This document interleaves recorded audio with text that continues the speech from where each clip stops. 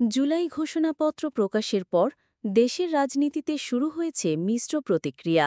কেউ বলছেন এটি জাতির স্বপ্ন পূরণের একটি গুরুত্বপূর্ণ ধাপ, আবার কেউ বলছেন এটি জাতির আশাবাদী ধূলিসাৎ হয়েছে।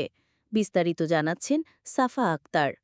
জুলাই ঘোষণাপত্র নিয়ে দেশের রাজনৈতিক অঙ্গনে সৃষ্টি হয়েছে দ্বিমত।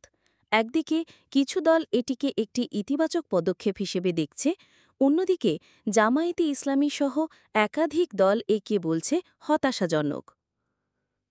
একটি দলকে খুশি করতেই এই ঘোষণা, জাতির চাওয়া প্রত্যাশা এতে প্রতিফলিত হয়নি।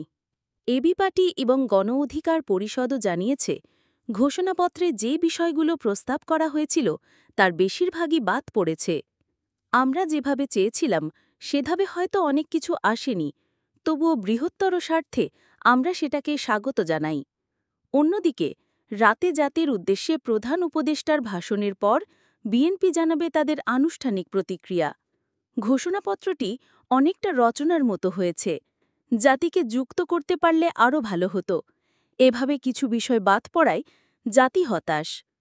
অপরদিকে আওয়ামী লীগের ঘনিষ্ঠ মহলের দাবি, এই ঘোষণার মাধ্যমে কল্যাণমুখী রাষ্ট্রের পথ তৈরি হয়েছে।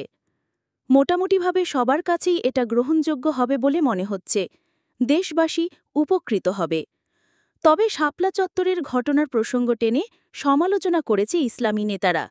তাদের দাবি, এক রাতে 1,54,000 রাউন্ড গুলি চালিয়ে হাজার হাজার আলেম ওলামার রক্ত ঝরেছে। এই ইতিহাস ঘোষণা থেকে বাদ যাওয়া জাতির প্রতি অনবিচার। এই কথা ঘোষণাপত্রে থাকা দরকার ছিল। এই না থাকায় জাতি আরও একবার উপেক্ষিত বোধ করছে। সব মিলিয়ে জুলাই ঘোষণার ভাষা ও বিষয়বস্তু নিয়ে চলছে তীব্র মতনৈক্য। তবে সবাই আশা করছেন পরবর্তী সংলাপে উঠে আসবে জনগণের প্রকৃত আকাঙ্ক্ষা। জাতীয় সংলাপ ও রাজনৈতিক ঐক্যমত্যের মাধ্যমে দেশবাসীর স্বপ্ন পূরণের পথ তৈরি হবে, এমন প্রত্যাশা রাজনৈতিক মহলের।